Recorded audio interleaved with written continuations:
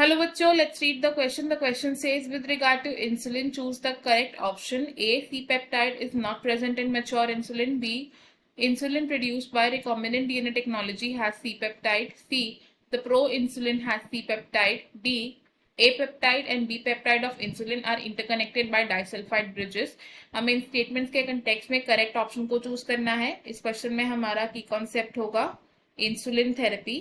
की concept is insulin therapy. Insulin therapy दी जाती है to treat diabetes basically. And insulin कैसा स्ट्रक्चर है? इंसुलिन कैसा स्ट्रक्चर है? इंसुलिन इज अ हार्मोन जिसके स्ट्रक्चर में प्रेजेंट होती हैं टू शॉर्ट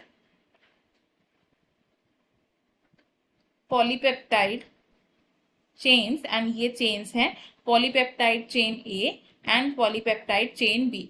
इन दो चेन्स को लिंक करते हैं disulfide bridges. These are linked together by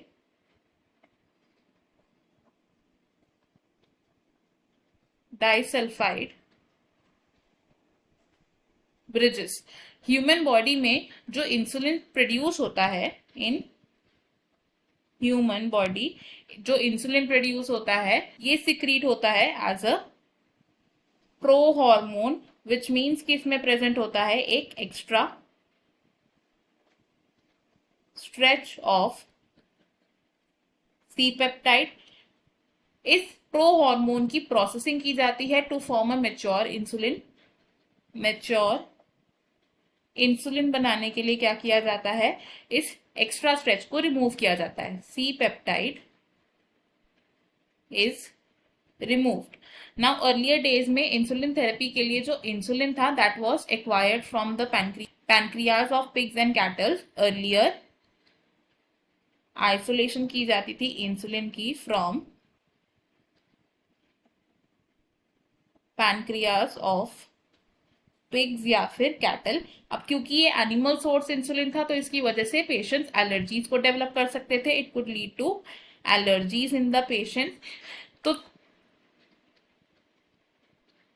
recombinant DNA technology की हेल्प से एली लिली कंपनी ने in the year 1983 Eli lily company ने इन द ईयर 1983 सिंथेसाइज किया जेनेटिकली मॉडिफाइड इंसुलिन को. एली लिली कंपनी ने क्या किया? इन्होंने केमिकली सिंथेसाइज किए DNA sequences that correspond to polypeptide chain A and chain B of insulin, and then in sequences को insert किया गया into E. coli bacteria.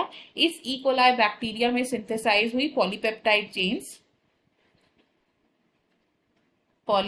Chain synthesis हुई एंड इन पॉलीपेप्टाइड चेन्स को एक्सट्रैक्ट किया गया, purify किया गया एंड देन इन्हें ज्वाइन किया गया बाय डाइसल्फाइड ब्रिजेस. तो अगर हम अपने ऑप्शंस देखें इसमें से हमारे करेक्ट स्टेटमेंट्स कौन कौन सी है? फर्स्ट स्टेटमेंट कह रही है कि सी पेप्टाइड मैच्योर इंसुलिन में प्रेजेंट नहीं होता, तो ये करेक्ट स्टेटमेंट है. बी स्टेटमेंट हमारी इनकरेक्ट है बिकॉज जो रिकॉम्बिनेंट डीएनए टेक्नोलॉजी से इंसुलिन प्रोड्यूस हुआ था इसमें सी पेप्टाइड नहीं था, ये मैच्योर इंसुलिन था. सी स्टेटमेंट हमारी करेक्ट है एंड डी स्टेटमेंट भी हमारी करेक्ट है. तो इस क्वेश्चन में हमारी तीन स्टेटमेंट्स करेक्ट है which are A, C and D. तो ऑप्शन ए करेक्ट है एंड बाकी के ऑप्शंस होंगे incorrect. I hope you have understood it well. Best of luck. Thank you.